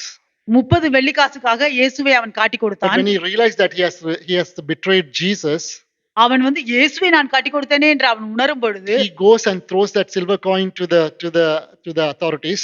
அவன் போய் அந்த வெள்ளிக்காசுகளை அந்த அதிகாரிகளிடம் தூக்கி போட்டான். And if you read that portion of Bible, it says that they say that Judas had remorse. அந்த வேதத்துல நீங்க அதை படித்து பார்த்தீர்கள் என்றால் அந்த பகுதி சொல்லப்படுகிறது யூதா வந்து வருத்தப்பட்டான் என்று. It is not repentance. அது வந்து மனம் திரும்புதல் அல்ல. Repentance is a U-turn. மனம் திரும்புதல் என்பது நீங்கள் முழுசாக திரும்பி வருவது. Thing like this, Debbie sister is a ahimsavadi. Debi sister வந்து ஒரு அஹிம்சாவாதி. And a mosquito comes and sits on her hand. ஒரு கொசு வந்து கையில வந்துச்சுன்னா and it is drinking the blood. அது அந்த ரத்தத்தை எடுத்துச்சுன்னா And the sister is saying that praise the Lord, I'm not going to kill this mosquito, let it drink. இல்ல sister வந்து, ஓ நான் அந்த கொசுவ நான் கொல்ல மாட்டேன். அது எடுக்கட்டும், because I குடிக்கட்டும். am Ahimsavadi. ஏன்னா நான் வந்து ஒரு அஹிம்சாவாதி. So that mosquito went. அந்த கொசு போயிருச்சு. This mosquito goes and says to other set of mosquitoes, saying there's a beautiful blood is there, come more, we'll drink. அந்த கொசு போய் எல்லா கொசுகிட்டயும் சொல்லி எல்லாரும் வந்து நீங்க அத வந்து இன்னும் நெறைய வந்து Now நெறைய this time it குடிங்க. is not the hand, it comes and sits in the face. அது இப்ப கை இல்ல, முகத்துல எல்லாம் உட்காருது. Now the things have changed. You can't put anything on the face. இப்பொழுது வந்து முகத்துல எதுவும் ஒண்ணும் போட முடியாது. As soon as the mosquito bites, அந்த கொசு கடிச்ச உடனே sister gives a nice slap to him, ஒரு உடனே ஒரு அடி குடுப்பாங்க. and sister looks on the mirror, sees the blood on the face, the mosquito has died. அந்த கொசு வந்து இறந்து போச்சு. பாக்கும்போது கண்ணாடியில And பாக்கும்போது sister will ரத்தம் say இருக்கு. that, oh, poor mosquito has died. ஓ ஐயோ அந்த பாவம் அந்த கொசு இறந்து போச்சே. Will that stop her from killing another mosquito coming in her face? அது வந்து இன்னொரு கொசு வந்து உட்கார்றத வந்து அது கொல்றத No, anything நிப்பாட்டுமா? comes and touches the face, she will kill. ஏதாவது வந்து முகத்தை தொட்டுச்சுன்னா அவங்க கொன்றுவாங்க. This is called remorse because that feeling is only temporary. Oh, I killed, oh, poor, something happened like that. இதுதான் வந்து வருத்தப்படுறதுன்னு சொல்லுது. ஓ நான் கொன்னுட்டனே அப்படின்னு வருத்தப்படுறது. When you say repent, repent is complete U-turn. That means you are completely gone back. You don't have a chance to go back there. ஆனால் மனம் திரும்புதல் என்று சொன்னா அது நம்ம போறதுக்கே வழியில முழுசா திரும்பி வர்றது. So here we can see the life of Zacchaeus is not remorse, it's a repentance. He is taking decisions and taking actions. இந்த இடத்துல சக்கேயோட வாழ்க்கையை எடுத்தோம் என்றால் அது வருத்தப்படுறது இல்ல, அவன் மனம் திரும்புகிறான், அதற்கான செயலை அவன் செயல்படுகிறான். And Jesus, after seeing this, he makes one statement in verse number 9. Today salvation has come into this house because you are son of Abraham. இது இயேசு இதையெல்லாம் பார்த்துவிட்டு அவர் ஒரு வாக்கியம் அவர் சொல்லுகிறார் 9வது வசனத்துல. இயேசு அவனை நோக்கி, இன்றைக்கு இந்த வீட்டுக்கு ரட்சிப்பு வந்தது, இவனும் ஆபிரகாமுக்கு குமாரனாய் இருக்கிறானே. Though salvation has lot meanings, lot of other meanings, derivations are there. அந்த ரட்சிப்புக்கு வந்து வேற நிறைய அர்த்தங்களும் காரியங்களும் But at this இருக்குது. context, Jesus is saying that today life has come in you and in your house. ஆனால் இந்த இடத்துல இயேசு சொல்லுகிறார், இன்றைக்கு உனக்கு ஜீவன் வந்தது, உன்னுடைய வீட்டுக்கு ரட்சிப்பு வந்தது. You were dead, but now you are alive. நீ மரித்ததா இருந்தா இன்றைக்கு நீ ஜீவனா You இருக்கிறாய். are lost, but you are found now. நீ தொலைந்து போயிருந்தா இன்றைக்கு கண்டுபிடிக்கப்பட்டாய். No, you are seeking and you are found. நீ தேடினாய், உனக்கு கண்டடைந்தாய். See, until unless we seek, you will never see the seeker. நாம் தேடாத வரைக்கும் நான் அந்த கொடுக்கிறவரை நான் பார்க்க முடியாது. Do you understand what I'm saying? So Zacchaeus made a move, and Jesus knows someone is moving to see him. இங்க வந்து சக்கேயுஸ் ஒரு செயல்பாட்டில் அவன் நகர்ந்தான். இயேசு அவனுடைய செயலை பார்த்தார். அவர் அவனை ரட்சித்தார். And he says that today you are alive in me. அவர் சொல்லுகிறார், இன்றைக்கு நீ எனக்குள்ளாக ஜீவனோடு இருக்கிறாய் என்று. And he says that now you are a son of Abraham also. அதோடு கூட அவர் சொல்லுகிறார், நீ ஆபிரகாமின் குமாரனாய் இருக்கிறாய். Now this is not new for a Jewish person. இது யூதர்களுக்கு வந்து இது புதிதல்ல. The Jews knows the Torah very well. யூதர்களுக்கு அந்த தோரா நன்றாக தெரியும். And they know that if anyone says I am the Jews, by ethnically they know that they are son of Abraham. Ethnically. அவர்களுக்கு தெரியும், அவர்களுடைய அந்த பரம்பரையின்படி அவர்கள் வந்து ஆபிரகாமின் சந்ததிகள் என்று தெரியும். Now Zacchaeus is considered to be one of the outcast. ஆனால் இந்த நேரத்தில் சக்கேயுஸ் வந்து ஒரு தள்ளி வைக்கப்பட்டவனாக அவன் No வருகிறான். one will call him son of Abraham. யார் ஒருவருமே அவனை வந்து ஆபிரகாமின் குமாரன் என்று But அழைக்க Jesus மாட்டார்கள். is saying that you are a son of Abraham now. ஆனால் இயேசு சொல்லுகிறார், நீ ஆபிரகாமின் குமாரனாய் So who இருக்கிறாய். is he saying? He's saying in front of the crowd. அந்த கூட்டத்துக்கு மத்தியில அவர் சொல்லுகிறார். He's reinstigating, he's restoring the identity of Zacchaeus in front of everyone. எல்லாருக்கும் முன்பாகவும் அவர் சக்கேயுவின் அடையாளத்தை அவர் மீண்டுமாக புதுப்பிக்கிறார். There's a reason why Jesus is saying you are a son of Abraham. அங்க ஆபிரகாமின் குமாரன் என்று இயேசு சொல்வதற்கு ஒரு காரணம் இருக்கிறது. Abraham didn't got his name Abraham by just doing something. ஆபிரகாம்ங்கற பேர் அவருக்கு வந்து சும்மா ஏதோ ஒன்றை செய்கிறதுனால ஆபிரகாம்னு அவருக்கு பேர் Abraham கிடைக்கும். got his title father of faith because just obeying the word of the Lord blindly and following what God said. ஆபிரகாமுக்கு ஆபிரகாம் என்கிற பெயரும் அவர் வந்து அந்த விசுவாசத்தின் தந்தை என்கிறதும் அவர் தேவனுக்கு கீழ்ப்படிந்ததினாலும் விசுவாசத்தினாலும் கிடைத்தது. Today when Jesus saying that Zacchaeus you are a son of Abraham, that means that you have proved that you are my child as well through the faith and through the work of obedience. இன்றைக்கு சக்கேயுஸுக்கு வந்து இயேசு கிறிஸ்து அவர் நீ ஆபிரகாமின் குமாரன் என்று அழைக்கிறார் என்றால் இன்றைக்கு சக்கேயுஸ் நிரூபித்தான், அவனும் விசுவாசத்தில் அவனுடைய செயல்களையும் அவன் காரியங்களையும் அவன் நிரூபித்தான். அதனால் அவர் சொன்னார். And verse number 10 very important, to the son of man, for the son of man has come to seek and to save which was lost. 10வது வசனம் மிக முக்கியமான வசனம். இழந்து போனதை தேடவும் ரட்சிக்கவுமே மனுஷகுமாரன் வந்திருக்கிறார் என்றார். If you and me are sitting here today, இன்றைக்கு நீங்களும் நானும் இங்கே உட்கார்ந்திருக்கிறோம் என்றால், whether you have accepted Christ as your personal savior, நீங்கள் இயேசு கிறிஸ்துவை உங்களுடைய சொந்த இரட்சகராக ஏற்றுக்கொண்டீர்கள் or if you are sitting here just to know what the church is like, இல்லை நீங்க உட்கார்ந்து சபைனா எப்படி இருக்கும்னு கேக்குறது பார்க்க or வந்திருக்கீங்க, if you are saying that I belong to some other denomination, இல்லை நான் வந்து வேற ஒரு பகுதியை சேர்ந்தவன் என்று நீங்கள் நினைத்தால், today you are here only because you have an invitation from Jesus Christ through Holy Spirit. நீங்க பரிசுத்த ஆவியானவரின் மூலமாக இயேசு கிறிஸ்துவின் அழைப்பு உங்களுக்கு இருக்கிறதுனால தான் இன்றைக்கு இந்த இடத்துல நீங்க இருக்கீங்க. If you were not been personally invited by Jesus Christ himself through Holy Spirit, trust me, you and me cannot make into this place. இந்த இடத்துக்கு பரிசுத்த ஆவியானவர் இயேசு கிறிஸ்துவின் மூலமாக நம்மை அழைக்கப்படவில்லை என்றால் நீங்களும் நானும் இந்த இடத்தில் அமர்ந்திருக்க முடியாது. But just by invitation doesn't make any sense. ஆனால் அந்த அழைப்பு மட்டும் ஒன்றும் செய்யாது. See, when you have a feeling, then you should seek who has invited me today. உங்களுக்கு நீங்க யார் என்னை அழைத்தார்கள் என்று நீங்கள் தேட வேண்டும். See, back in India, I remember when I was student, நான் இந்தியால இருக்கும்பொழுது, நான் ஒரு ஸ்டூடெண்டா இருக்கும்பொழுது, we with the friends will go to uninvited wedding marriages when big wedding is there. நான் என்னோட நண்பர்களோடு கூட சேர்ந்து அழைக்கப்படாத திருமணங்களுக்கு நாங்க போவோம். A big crowd will be there, like 700, 800, 900 people will be just also go sit in. And if anyone comes and asks who you belong, we'll say the boys team. If boys team come and ask, we'll say, no, we come from girls team. We'll say something, we'll eat the food and we'll go. அங்க 700 800 பேர் கூட்டமா இருக்கிற ஒரு திருமணத்துல வந்து அவங்க வந்து கேட்டாங்கன்னா யாருன்னு, நாங்க வந்து பையன் வீட்டு பக்கம், அவங்க வந்து கேட்டாங்கன்னா நாங்க பொண்ணு வீட்டு பக்கம், என்னமோ சொல்லி நாங்க சாப்பாடு சாப்பிட்டு போவோம். Sometimes you will be caught, sometimes we may not be caught. சில நேரங்களில் பிடிக்கப்படுவாங்க, சில நேரங்களில் பிடிக்கப்பட மாட்டாங்க. But important thing is who invited you.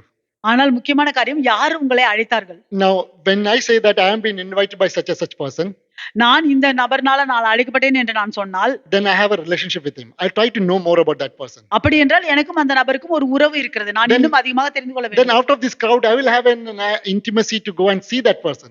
எனக்கு இந்த கூட்டத்துக்குள்ள வந்து எனக்கு அவருக்கும் ஒரு நெருக்கம் இருக்கிறது. நான் போய் அவரை பார்க்க முடியும். Here Zacchaeus makes an effort to go and see Jesus, seek Jesus. இங்கே சக்கேயுஸ் வந்து ஒரு முயற்சி எடுத்தான் இயேசு கிறிஸ்துவை பார்ப்பதற்கு. And it is the joy of the heaven that someone is seeking the Lord. அது பரலோகத்துல வந்து ஒரு சந்தோஷமாக இருக்குது, யாரோ ஒருவர் இயேசுவை தேடுகிறார்களே. That is what Bible says, that the heaven rejoices when someone seeks the Lord.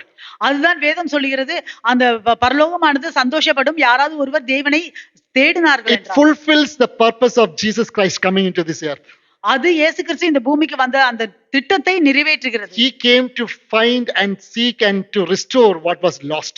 அவர் இழந்து போனதை தேடவும் ரட்சிக்கவுமே அவர் வந்தார். So he leaves 99 and he comes behind one who is lost. அவர் 99 ஆடுகளை விட்டுவிட்டு தொலைந்து போன ஒன்றின் பின்னாடி அவர் போனார். And he restores Zacchaeus here now. இந்த இடத்துல சக்கேயுஸை அவர் புதுப்பித்தார். Just want to ask you and me sitting here today. You came here with invitation, but what are you seeking today? Who are you seeking today? Who are you attesting your presence today?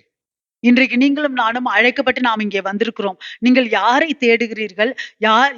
யாருடைய பிரசன்னத்துக்காக நீங்கள் தேடிக்கொண்டிருக்கிறீர்கள்? I just want to finish this sermon topic today. இந்த தலைப்பை நான் இப்ப முடிக்க விரும்புகிறேன். With a real incident which happened. உண்மையான காரியம் நடந்தது. In 1968. 1968ல. There was a Tanzanian runner. அந்த டான்சானியன் அந்த கண்ட்ரில உள்ள ஒரு ஓடுகிறவர். He came to attend Mexican Olympic marathon. அவர் வந்து அந்த மெக்சிகன் ஒலிம்பிக்ல கலந்து கொள்றதுக்காக அவர் வந்தார். That was in 1968. அது 1968ல. And he was running the marathon. அவர் அந்த ஓட்டத்துல ஓடிக்கொண்டிருக்கிறார். And he fall down. அவர் கீழே விழுந்துட்டாரு. He broke both of his knee. அவருடைய முழங்கால்கள் ரெண்டும் உடைக்கப்பட்டது. He broke his ankle, injured his ankle. அவருடைய கால்களிலேயும் அவருக்கு காயம்பட்டது. There were plenty of people who was running with him. அவரோடு கூட நிறைய ஜனங்கள் ஓடிக்கொண்டிருக்கிறார்கள். All of them finished the race. எல்லாரும் அவர்களுடைய ஓட்டத்தை முடித்து விட்டார்கள். His name was John Stephen Akwari. அவருடைய பெயர் வந்து John Steven Akwari. And all the people who was in the marathon, they finished the race. அந்த ஓட்டத்துக்கு போன எல்லாரும் அவர்களுடைய ஓட்டத்தை முடித்து விட்டார்கள். But Akwari finished the race after everyone finished after 6 to 8 hours. ஆனால் அந்த அக்வாரி வந்து எல்லாரும் முடிச்சதுக்கு அப்புறம் 6-8 மணி நேரத்துக்கு அப்புறம் தான் அவருடைய ஓட்டத்தை முடித்தார். The marathon cannot finish until the last person either quits or comes to the finishing point. அந்த அந்த ஓட்டப்பந்தயத்துல வந்து அவங்களே வந்து ஒரு அதை முடிக்க முடியாது. As, அந்த ஓடுகிறவன் நிப்பாட்டினாதான் as soon முடியும். as Aquari came limping after 8 hours of everyone finished, there was people standing in the finishing line. அந்த 8 மணி நேரம் அவன் வந்து குந்தி குந்தி குந்தி அவன் வந்து அந்த ஓட்டத்தை முடித்ததுக்கு அப்புறம் அங்க உள்ளவங்க எல்லாம் கேட்டாங்க. People asked one question to Aquari. ஒரு கேள்வி அந்த ஜனங்கள் எல்லாம் கேட்டாங்க.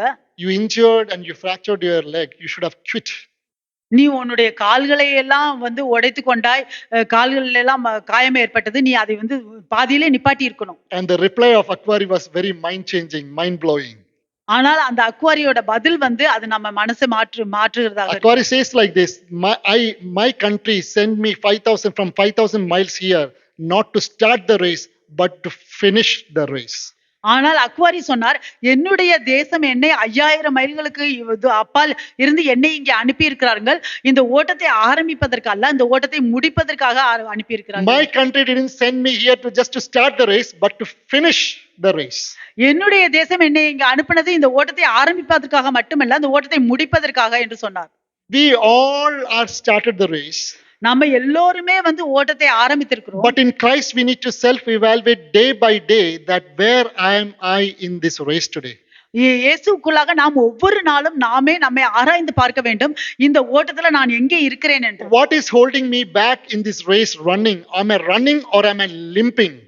நான் இந்த ஓட்டத்தை ஓடுறதுக்கு எது என்னை வந்து தடுக்கிறது? நான் ஓடுகிறேனா இல்லை நான் குந்தி குந்தி நடக்கிறேன்? Or is I am ready to quit now? இல்லை நான் வந்து இப்ப விட்டு விட போகிறேன். Many of time when challenges come in front of our life, we are ready to quit our race. பல நேரங்கள்ல நம்மளுடைய வாழ்க்கையில நம்ம பிரச்சனைகள் வரும்பொழுது நாம் உடனே நாம் வந்து அதை விட்டு விட பார்க்கிறோம். Zacchaeus being rich person, Zacchaeus being a chief tax collector, he was been surrounded by outcast people, no social status, nothing. He was running the race, but he was limping in that race. ஜக்கேயஸ் வந்து அவன் ஐஸ்வர்யனாக இருந்தான், அவன் வரி வசூலிக்கிறவனாக இருந்தான், அவனை சுத்தி நிறைய ஜனங்கள் இருந்தார்கள். ஆனால் அவனுடைய வாழ்க்கையை வந்து ஓடும் போது அவன் ஓடவில்லை, அவன் வந்து குந்தி குந்தி போய் நொண்டி கொண்டிருந்தான். But as soon as he comes in encounter with Jesus, ஆனால் அவன் இயேசுவோடு கூட ஒரு சந்திப்பு நடந்த பொழுது he didn't mind any of this what is holding him back. அவனுக்கு என்ன அவனை பின்னாடி பிடிச்சு வைத்துக் கொண்டிருக்கிறதெல்லாம் குறித்து அவன் கவலையே படவில்லை. Jesus restored his life. இயேசு அவனுடைய வாழ்க்கையை புதுப்பித்தார். Jesus restored his identity. அவருடைய அடையாளத்தை புதுப்பித்தார். And the church history says that Zacchaeus became one of the pastors of the church.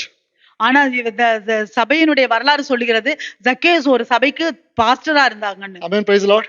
He never quit. அவன் விடவே இல்லை. For the closing statement, Apostle Paul in 2 Timothy says like this.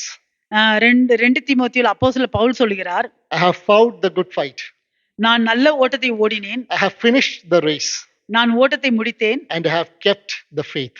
நான் என்னுடைய விசுவாசத்தை காத்துக்கொண்டேன். Can we say today we can say that I am fighting the fight in good faith? நான் நல்ல விசுவாசத்துல நான் என்னுடைய ஓட்டத்தை ஓடுகிறேன் என்று நாம் We are surrounded by challenges. நம்மை சுற்றி சவால்கள் உள்ளது. We are surrounded by troubles. நம்மை சுற்றி துன்பங்கள் உள்ளது. But remember one thing, the one who has called is faithful. ஆனால் ஒரு காரியத்தை ஞாபகத்தில் வைத்துக்கோங்க, நம்மை அழைத்தவர் The one who is surrounded by us is not faithful. நம்மை சுற்றி இருக்கிற காரியங்கள் வந்து அதுல விசுவாசம் இல்லை. People who are surrounded by us are not faithful. நம்மை சுற்றி இருக்கிறவர்களால நாம் அந்த விசுவாசம் You should not tie up with the opinions of other people. மற்றவர்களுடைய கருத்துக்களில் இருந்து நாம் நம்மை சேர்த்து வைக்க முடியாது. Your race and the run should be determined by the one who is called you faithful.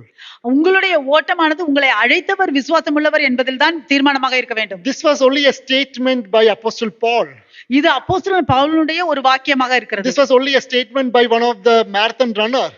இது ஒரு ஓட்டப்பந்தயத்தில் ஓடினவருடைய வாக்கியமாக இருக்கிறது. The one who ran before us and who is still living on the cross, he said one thing, Lord, I finished.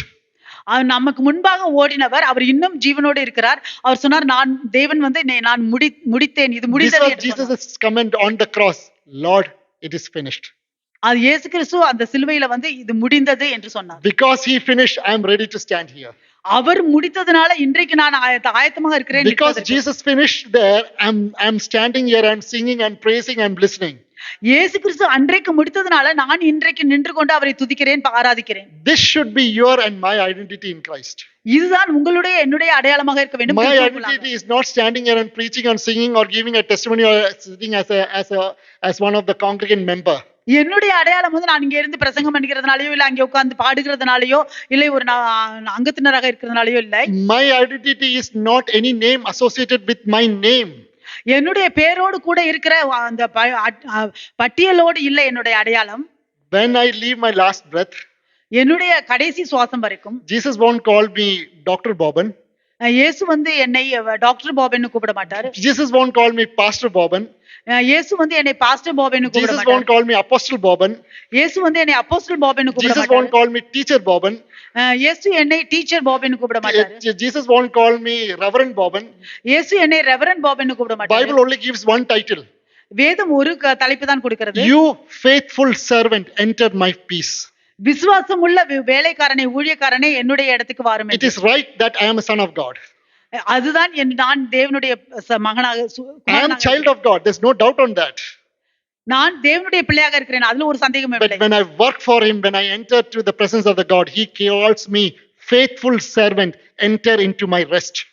ஆனால் நான் தேவனுக்காக ஊழியம் செய்யும் பொழுது அவரிடத்துல போகும் பொழுது அவர் விசுவாசம் உள்ள ஊழியக்காரனே என்னுடைய இளைப்பாறுதலில் வந்து பங்கெடும் சொல்கிறார். Because nothing around me is my master. There's only one master for me now.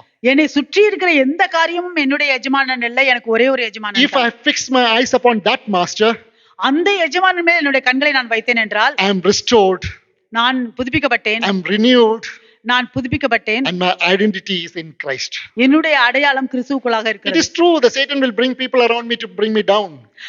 சேஜன் வந்து என்னை சுற்றி ஜனங்களை கொண்டு வருவான் என்னை கீழே தள்ளுவதற்கு. And I will fall, the righteous will fall 7 times, but he will rise up again. நீதிமானவன் 7 தடவை விழுவான், ஆனால் 70 தடவை எழுந்திருப்பான். That is why we are called, we are righteous in Christ. அதனால தான் நாம் கிறிஸ்துவுக்குள்ளாக We will fall, but we'll stand up again. நாம் விழுவோம், ஆனால் நாம் எழுந்திருப்போம். Praise the Lord. தேவனுக்கு ஸ்தோத்திரம். Do you have this assurance in your mind that I'm not here today to give my attendance to the church? I'm not here today to be one of the congregation, but I'm here to see and seek the living God. இன்றைக்கு நீங்கள் இந்த இடத்துல வந்திருக்கிறது வந்து நான் ஒரு சபைக்கு நான் சும்மா அட்டெண்டன்ஸ் கொடுக்கறதுக்காக வரல, இல்ல ஒரு அங்கத்தினராக வரவில்லை, ஆனால் என்னுடைய தேவனை தேடுகிறதுக்காக நான் வந்திருக்கிறேன் என்று. If this is your identity, Bible says, seek the kingdom of the Lord first, rest, everything will be added unto you. அதுதான் வேதம் சொல்கிறது, தேவனுடைய ராஜ்யத்தையும் நீதியையும் முதலாவதாக தேடுங்கள். Today whatever is my trouble and whatever is your trouble, இன்றைக்கு என்னுடைய பிரச்சனை என்னவோ உங்களுடைய பிரச்சனை என்னவோ, today whatever is your calling and whatever is my calling, உங்களுடைய அழைப்பு என்னவோ என்னுடைய அழைப்பு என்னவோ, இன்றைக்கு God sees our heart. தேவன் நம்மளுடைய இருதயத்தை He பார்க்கிறார். calls me by my name. அவர் என்னுடைய பெயர்னால என்னை அழைக்கிறார். His thoughts are so enormous upon me.